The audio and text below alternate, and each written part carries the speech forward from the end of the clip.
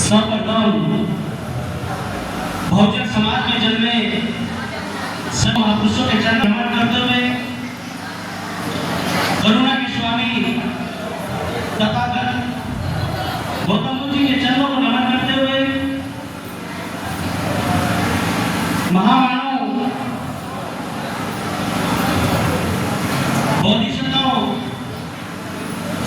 संविधान निर्माता परम पूज्य बाबा साहब जी के चरणों को नमन करते हुए 36 जातियों को बहुजन नाम की माला में पहनाने वाले महामानव काशीराम साहब जी के चरणों को नमन करते हुए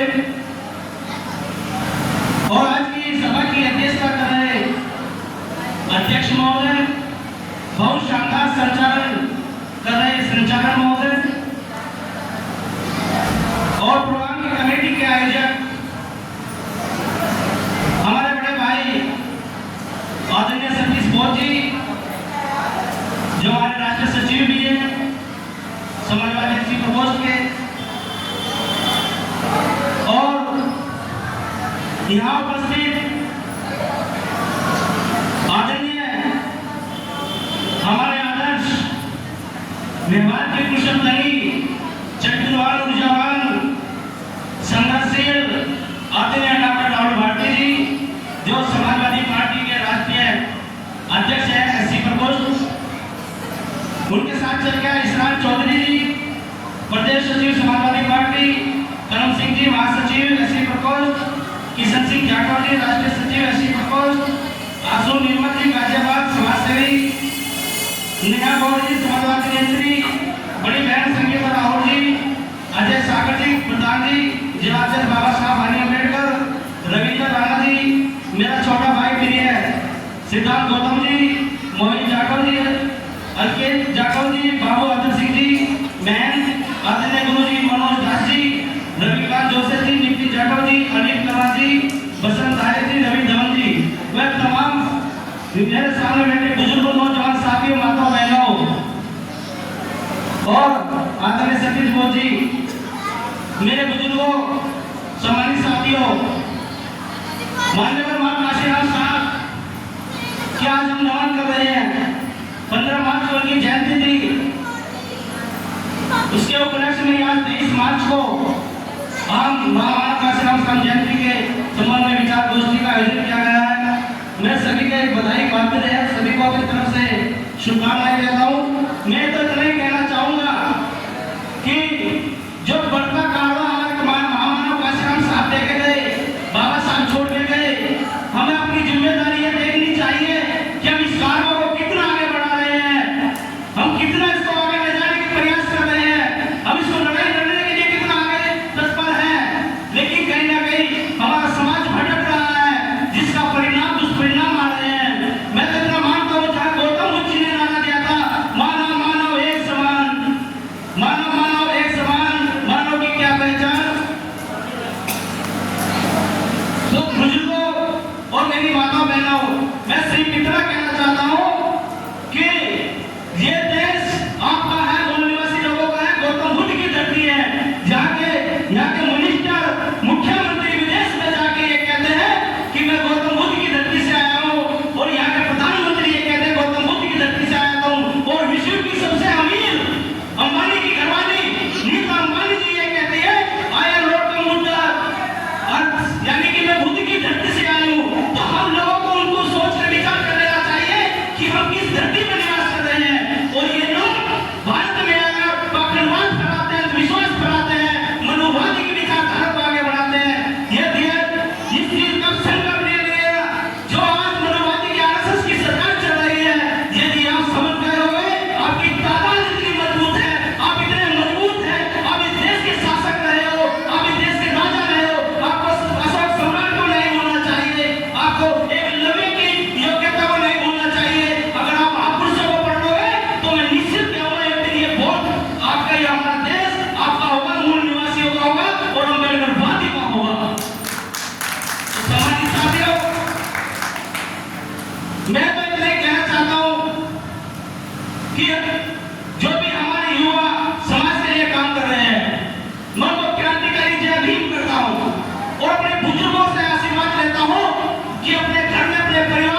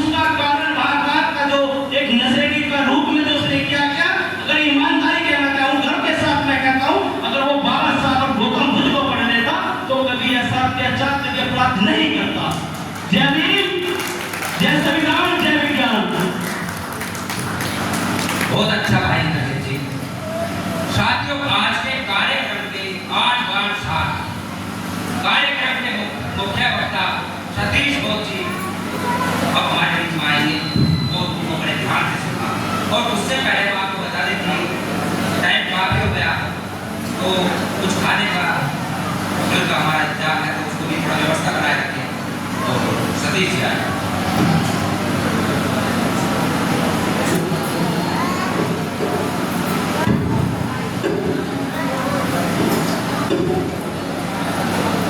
महाकारुणिक तथागत भगवान गौतम बुद्ध जी के चरणों में नमन करते हुए मनुवाद की रीढ़ की हड्डी को अपने जूते में ठोकर मारकर तोड़ने वाले ऐसे चरणों में नमन करते हुए लंदन में जाकर जनरल डायर की छाती में गोली मार नाम शहीदों में शुमार कराने वाले सरदार उधम सिंह जी के चरणों में नमन करते हुए ये छितरे हुए समाज के लोग तेली तमोली फटी किसी नाटू में जमा नहीं मारवा का हजारों जातियों में बटे हुए समाज है। इस समाज में यूरोपियन करके शिक्षा के मार्ग पर आगे बढ़ाने का काम करने वाले ऐसे महामना महापरिनिर्वाण प्राप्त राष्ट्रपिता ज्योतिबा फूले जी के चरणों में नमन करते हुए हमारी माताओं बहनों में आत्मविश्वास की गंगा फूंक के हमारी माताओं बहनों को पुरुषों के समकक्ष कंधे से कंधा मिलाकर के आगे बढ़ने की प्रेरणा देने वाली हमारी माताओं बहनों में शिक्षा का बीज रोपित करके उन्हें शिक्षा का मार्ग दिखाने वाली ऐसी हमारी माँ माता सावित्रीबाई फुले जी के चरणों में नमन करते हुए पूरे विश्व में सबसे बड़ी लोकतांत्रिक व्यवस्था देने वाले पूरे विश्व को भारत के रूप में एक बेहतरीन लोकतांत्रिक व्यवस्था देने वाले भारत में वो लोग नौकरियों में हैं उन लोगों के लिए जो रिटायर हो जाएंगे तो छोटी सी आमदनी जारी रहे पेंशन की व्यवस्था करवाने वाले जो वो रिटायर हो जाएंगे तो थोड़ा व्यापार कर ले प्रोविडेंट फंड की व्यवस्था करवाने वाले और नए लोगों को नौकरियां मिले हैं और उसके लिए रोजगार कार्यालयों का निर्माण करवाने वाले भारत में आपके घरों में बिजली आती रहे उसके लिए पावर ग्रिड की व्यवस्था होनी चाहिए उसकी व्यवस्था करवाने वाले आपके घरों में पानी आता रहे तो जल संसाधन की टेक्नोलॉजी होनी चाहिए उसकी संकल्पना करने वाले भारत की आर्थिक रीढ़ की हड्डी का निर्माण करने वाले भारत की आर्थिक रीढ़ की हड्डी क्या है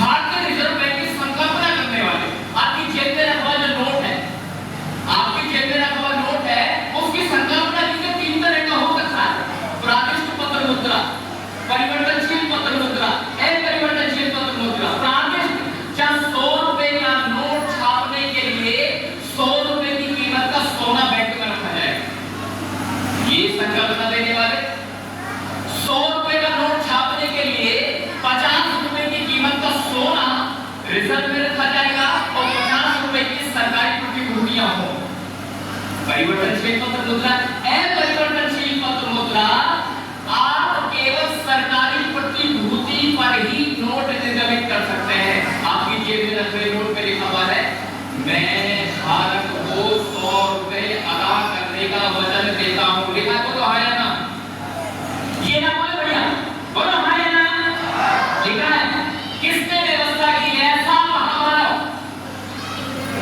महामानव ये लोग विश्व गुरु कहते हैं हम विश्व रतन विश्व गुरु भगवान बुद्ध विश्व रतन बाबा साहब डॉक्टर भीमराव अम्बेडकर जी के चरणों में नमन करते हुए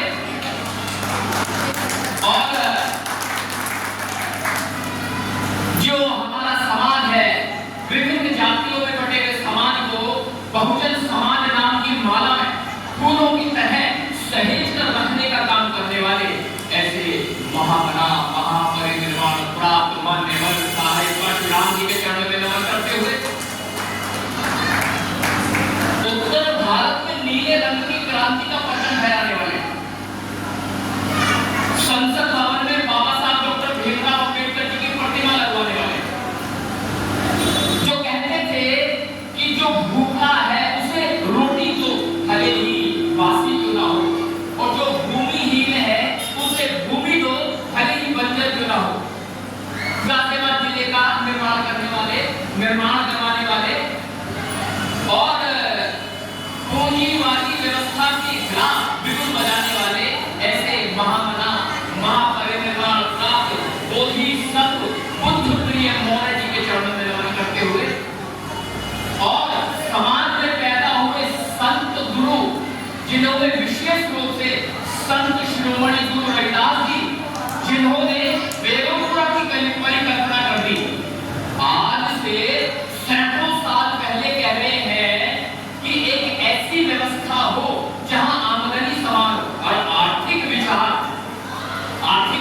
जबरदस्त विचार, जहां समानता हो, समभाव हो, समता हो, बुद्ध का विचार।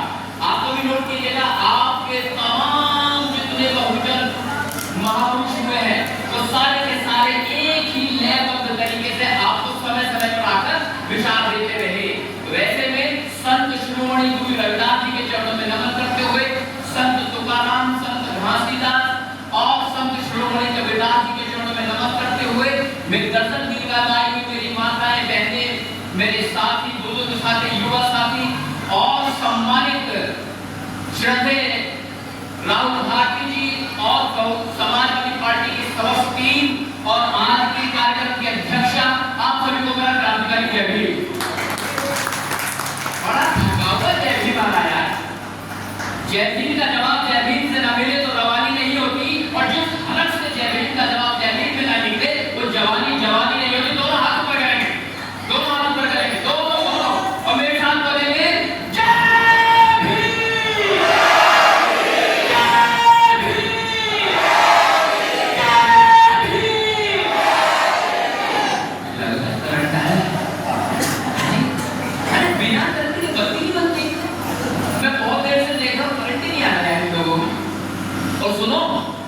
ये कुछ लोग सोच रहे हैं चश्मे वाला ना जाने किन लोगों के नाम ले रहा है। मेरे बाप दादा हैं ये, सुनो, मेरे नहीं आपके भी बाप दादा हैं ये, और मुझे ऐसा लगता है कि अपने बाप दादाओं का नाम लेकर कोई काम शुरू कर दूं तो आधा तो काम वैसे पूरा हो गया। और मैंने सुना है कि मैं तो बाप दादाओं का नाम लेकर काम शुरू कर दूं, पर कुछ यहाँ लोग हैं जो कौओं को खीर खिला के शुरू करते हैं। ऐसे भी बैठे हैं यहाँ पर, बाप दादाओं का नाम लेते हैं, तो ज्यादा चीजें बदलती हैं। आज आपकी जिंदगी में चमत्कार हुआ, ये जितने बैठे सब सोचो जरा क्या चमत्कार हुआ। चमत्कार का मतलब समझ रहे हो? चमत्कार का मतलब जिंदगी मौत की बात होगी भाई साहब। चमत्कार का मतलब है कि उलट पुलट हो गया सब कुछ। चमत्कार का मतलब है जैसा सोचा भी नहीं था वैसा हो गया। तो महसूस हो रहा है चमत्कार हुआ आपकी जिंदगी में? ना कि मैं महसूस नहीं होगा, मैं बताता हूँ अभी महसूस होगा। कल जब रात को आप सोए थे, आप सब कोई 10 बजे सोया, कोई 11 बजे सोया, कोई 12 बजे सोया, ऐसे तो हुआ होगा। जिस समय आप सोए थे उस समय दुनिया में करोड़ों लोग सोए थे। मैं ठीक कह रहा हूँ? जिस समय आप सोए थे तो दुनिया में करोड़ों लोग सोए थे। मजे की बात यह है, उन करोड़ों लोगों में से कई लाख लोग ऐसे थे जो आज का सवेरा देख नहीं पाए। आप उन सौभाग्यशालियों में हो जिन्होंने आज का सवेरा देखा है। आज तुम फिर से जिंदा हो, ये चमत्कार से कम है क्या? ये चमत्कार से कम है क्या? जब करोड़ों लोग कल रात सोए थे तो लाखों लोग ऐसे थे जो आज जब सवेरे आंखों खोली तो उनका शरीर का आधा हिस्सा काम नहीं कर रहा। भैया आपका सारा शरीर काम कर रहा है, तो क्या ये चमत्कार से कम है क्या? बोलो चमत्कार है या नहीं? बोले yes or no? Yes or no? Yes or no? Yes, exactly the bloody damn miracle. लेकिन इस मिरेकल का लाभ उठाया हमने कभी? ठीक है, हम लोग इसको हल्के में ले लेते हैं। आज फिर से सांसें चल रही है, आज फिर से खून में रवानी है, आज फिर से हलक से जवान निकल रही है, आज फिर से जिंदा हूँ। ये चमत्कार से कम तो हो नहीं सकता ना? लेकिन हम इस चमत्कार को बड़ी आसानी से ले लेते हैं और जीवन यूं ही बर्बाद। सुनो, एक शेरनी थी, गर्भवती थी। एक शेरनी थी, गर्भवती थी, बच्चा होने वाला था, बच्चा पैदा किया। न जाने क्या दुर्भाग्य था कि बच्चे को जन्म देकर के शेरनी की मौत हो गई, मर गई शेरनी। अब जब शेरनी मर गई तो नवजात शिशु वहीं पर पड़ा। एक भेड़ों का झुंड गुजर रहा था। भेड़ों का झुंड गुजर रहा था वहां से। अब साहब, जब भेड़ों का झुंड वहां से गुजर रहा था तो पुलिस वाले को। तो भेड़ों के झुंड में एक महिला भेड़ थी, मादा भेड़। मादा भेड़ ने देखा कि शेर का बच्चा छोटा सा बच्चा है, मांस का लोथड़ा मात्र है, कुत्ता खा जाए, बिल्ली खा जाए। आप क्यों मेरी हालत ऐसी होती थी जब हम पैदा हुए थे। मादा भेड़ को तरस आ गया, ममत्व भाव पैदा हो गया, अंदर से भावनाएं पैदा हुई और उस बच्चे को अपने घर ले गई। और जैसे एक माँ अपने बच्चे को पालती है, ठीक वैसे ही शेर के बच्चे को मादा भेड़ पाल रही है। अब एक बात बताओ, वो शेर का बच्चा किसका है? आवाज नहीं आ रही भैया? शेरनी का। और उसकी मम्मी कौन है? भेड़। याद रखना, बच्चा है शेरनी का, मम्मी है भेड़। तो जब भेड़ मम्मी थी तो उसके परिवार में जैसे मम्मी करती थी वैसे ही बेटे ने किया। माँ घास खाती थी तो शेर के बच्चे ने क्या खाया? घास खाई। लेकिन बना किसके लिए था? मांस खाने के लिए। क्या खाई? घास। जैसे माँ डर के भागती थी, घबराती थी, वैसे ही डरने लगा, घबराने लगा शेर का बच्चा। तो जो माँ करती थी वो बच्चे ने सीखा, जो भेड़ के बच्चे करते थे वही सब उसने सीख लिया।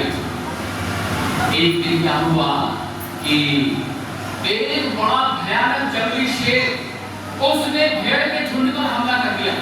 समझ आती है बात? हाँ जी, आगे समझ में? भेड़ के झुंड पे हमला कर दिया। जब भेड़ का झुंड में शेर आया, वो शेर थोड़ा बुजुर्ग से हमला किया। जब शेर आया तो सारे भेड़ डर के भाग गए। लेकिन उस बूढ़े शेर ने देखा कि यार ये तो जो बच्चा है ये शेर का बच्चा लग रहा है मुझे। उस दिन उसकी नजर में वो आ गया, अब वो उसकी फरार में ला। लेकिन धीरे धीरे वक्त गुजरा और वो शेर का बच्चा बड़ा हो गया। एक दिन अचानक बूढ़े शेर के समझ में आया कि इस बच्चे को पकड़कर कुछ तो था ही क्या। उसने उस बच्चे को पकड़ लिया। किसको पकड़ लिया? जो शेर था, अब बड़ा हो गया। उसे दबोच लिया, उससे पूछा तू कौन है? बाबूजी मैं भेड़ हूं।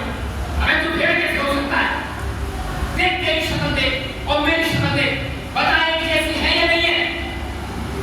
हाँ जी एक जैसी है। तो बता तू कौन है? अजी मैं तो भेड़ ही हूँ। मैं बेवकूफ, जब तेरी शक्ल मेरे से मिल रही है और मैं शेर हूँ तो तू भेड़ कैसे हो सकता है? तो देखो बाबूजी ऐसा है, मेरी माँ ने बताया मैं भेड़ तो मैं भेड़ हूँ। अच्छा वो एक काम करेगा, इधर वो नदी के किनारे ले गया। नदी के किनारे ले जाकर के उसे कहा पानी में देख झाँक के, मेरा तेरी शक्ल कैसी और मेरी शक्ल कैसी है? पता हम दोनों की सही सी शक्ल है कि हाँ जी हम दोनों एक जैसे लग रहे हैं, बिल्कुल एक जैसे। तो बता तू कौन है? तो बाबूजी मैं तो भेड़ ही हूँ। और तू पागल है? भेड़ कैसे हो सकता है तू? तो बाबूजी ने देखो मुझे माफ कर दो, आप जो बात कर रहे हो बिल्कुल ठीक है। ऐसे काम रहा है जैसे भेड़ कामता है, ऐसे डर रहा है जैसे भेड़ डरता है। साहब मुझे माफ कर दो, मुझे खाना मत, मुझे माफ कर दो, मुझे चले जाने दो। मुझे बता तू कौन है? मैं भेड़ ही हूँ। जानते हो हुआ क्या? था तो शेर का बच्चा, लेकिन भेड़ बन के जिया और भेड़ बन के मरा। और जानते हो ये जो सारे लोग बैठे हैं, जो बहुजन समाज के लोग बैठे हैं, ये सारे के सारे हैं तो बुद्धवादी, हैं तो अम्बेडकरवादी, हैं तो बहुजनवादी, लेकिन अपने आप को उस भेड़ का बच्चा मान के बैठे हैं जो अंधविश्वास, पाखंड और मनोवत हो। तो शेर के बच्चे लेकिन मान के बैठे हो कि हम भेड़ हैं। ये तुम भेड़ नहीं हो, आप तो शेर के बच्चे थे, शेर के बच्चे हो, शेर के बच्चे रहोगे। साबित करता हूं आपके खून में शेर का खून है। आपके बुजुर्ग जानते हो कौन? सम्राट चंद्रगुप्त मौर्य की संतान हुआ, सम्राट बिंदुसार की संतान हुआ, सम्राट अशोक की संतान हुआ, सम्राट ग्रहण की संतान हुआ, हर्षवर्धन की संतान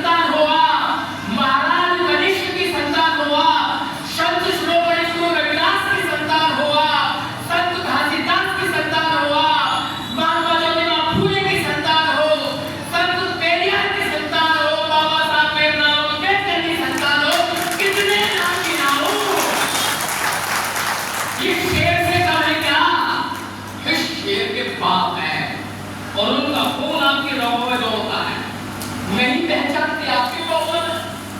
ये जितने भी लोग हैं ये यहाँ आकर के जय भीम कहते हैं, लेकिन घर जाते हैं पता क्या हो जाता है, ये लोग सब भेड़ बन जाते हैं खा यहाँ जय भीम नामों को खाए बोलते हैं, मेरे मुंह पे बोलते हैं जय भीम नामों घर जाके क्या करते हैं, घर जाके सारे भेड़ हो जाते हैं।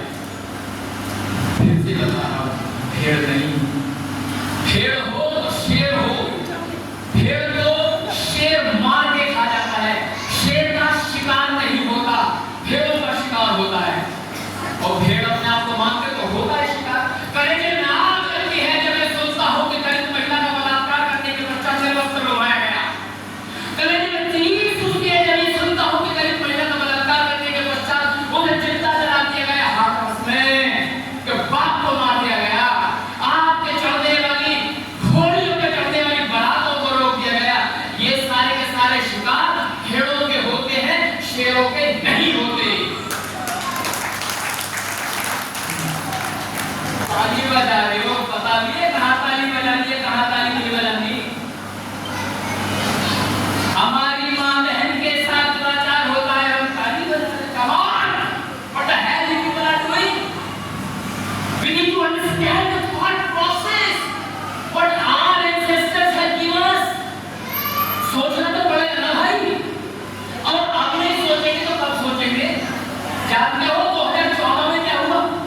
2014 में जब इन संतरों की सरकार आई, इन संतरों की सरकार ने सबसे पहला काम क्या किया?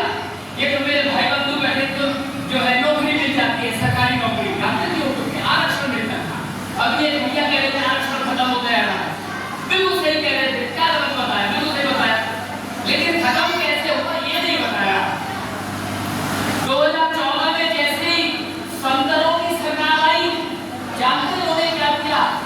आपके आरक्षण को आपके राज्य तक सीमित कर दिया। अब आपको आरक्षण केवल आपके राज्य में मिलेगा, तमिलनाडु में नहीं मिलेगा, केरल में नहीं मिलेगा, पंजाब में नहीं मिलेगा। बोलो बात बढ़िया हो गई, खराब हो गई? आवाज क्या रही? जब ये बात खराब हो रही थी तो बताओ तुम्हारा नेता कहां सो रहा था? कहां सो रहा था तुम्हारा धार्मिक नेता? कहां सो रहा था तुम्हारा सामाजिक नेता? तो कहां सो रहा था तुम्हारा राजनीतिक नेता? बात यही नहीं हुई, आपके आरक्षण को केवल 15% तक सीमित कर दिया गया। आपका बच्चा जो 96% आता था, 98% आता था, उसे निकाल के जनरल की लिस्ट में डालते थे, एक सीट बच जाती थी, खत्म कर दिया, खत्म कर दिया। तो बताओ बढ़िया हो गया, खराब हो गया? आवाज नहीं आती? खराब हो गया। तो बताओ जब ये बंदा खराब हो रहा था तो तुम्हारा नेता कहां सो रहा था? गड़बड़ हो गई है, इसलिए क्योंकि हम भेड़ बन के बैठे। तो भेड़ बनना है, शेर बनना है? भेड़ बनना है, शेर बनना है? भेड़ या शेर? शेर बनना है। आखिरी बात ये, अपनी बात खत्म करूंगा। एक बार एक बगीचा था, वहां बहुत सारे तोते पाल रखे थे। अब एक बहेलिया आया, बहेलिया शिकारी जो पक्षी पकड़ता है। अब वो आया, उसने जाल बिछाया, दाना डाला और तोते आगे फंस गए। वो तोतों को पकड़ के ले गया। अगले दिन आया, फिर तोते पकड़ के ले गया। अब जब तोतों की संख्या कम होने लगी तो तोते परेशान हो गए, ये तो संख्या तो गई। ऐसे में तो हमारी संख्या खत्म हो जाएगी, हमारा भविष्य खत्म हो जाएगा, हमारी जनरेशन नष्ट हो जाएगी। तो क्या किया जाए?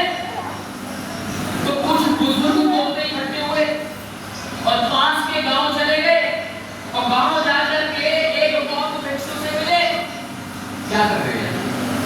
बौद्ध भिक्षु से मिले, कहने लगे हे ब्राह्मणा, बहुत परेशान है, परेशान है क्योंकि संख्या घटती जा रही है, परेशान है क्योंकि शिकारी तोते पकड़ के ले जाता है, परेशान है क्योंकि हमारा भविष्य आधार में चला गया है, परेशान है क्योंकि न जाने भविष्य में क्या होगा। हे ब्राह्मणा, मार्गदर्शन करें। तो ठीक है, एक बात सिखा रहा हूं, अपने तोतों को जाके सिखा देना कि क्या है। याद रखना, शिकारी आएगा, जाल बिछाएगा, दाना डालेगा, लेकिन फंसना मत। तो ठीक है साहब। अब यही वाली बात जाके उसने सारे तोतों को सिखा दी। अब सारे तोते तैयार हो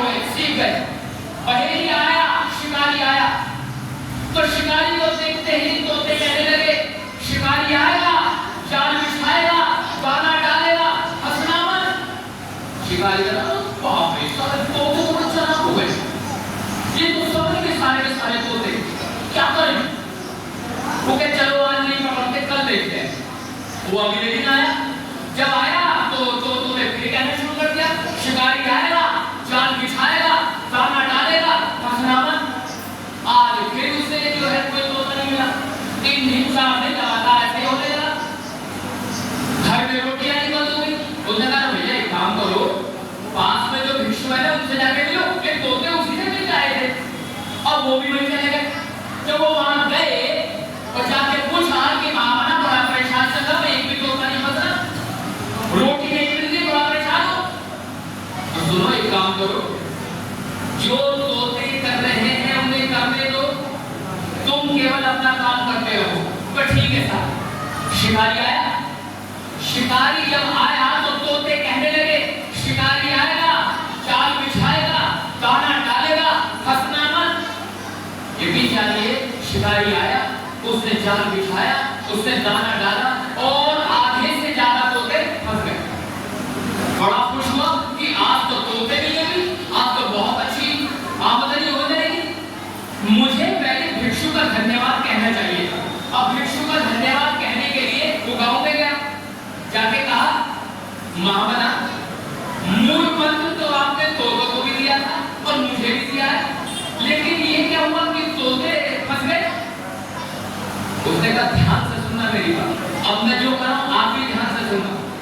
उसने कहा कि मैंने तोतों को कहा था कि शिकारी आएगा, जाल बिछाएगा, दाना डालेगा, फंसना मत। ये कहना नहीं है, ये व्यवहार में उतारना है। लेकिन तोतों ने उस बात को व्यवहार में नहीं उतारा। तो अभी हम मंच से जो वक्ता आपको बता रहे हैं उसको बोलना नहीं है, व्यवहार में उतारना है। नहीं तो मैं फिर से कह रहा हूं, शिकारी आएगा, जाल बिछाएगा, दाना डालेगा और आप फंस जाओगे।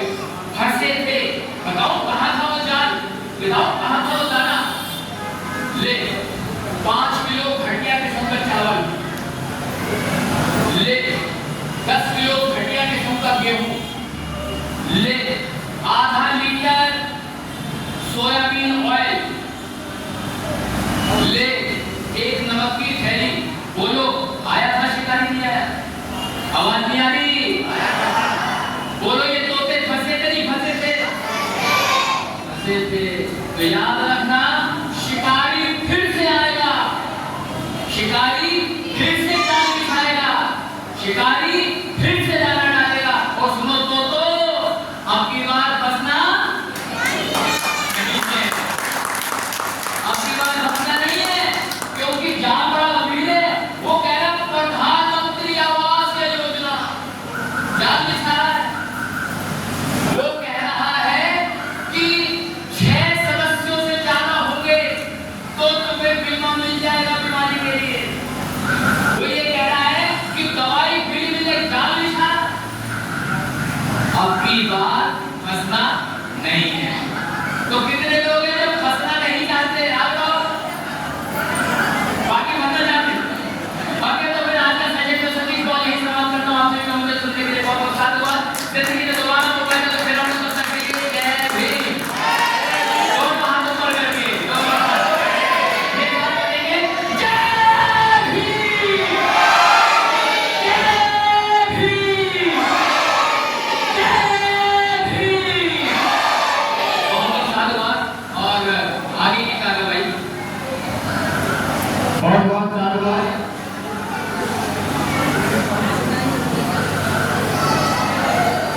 भाई देखो, एक चीज जो अभी मुझे पता चली है, मैं यहाँ जो बैठे हैं सबसे निवेदन कर रहा हूँ, हाथ जोड़ के निवेदन कर रहा हूँ।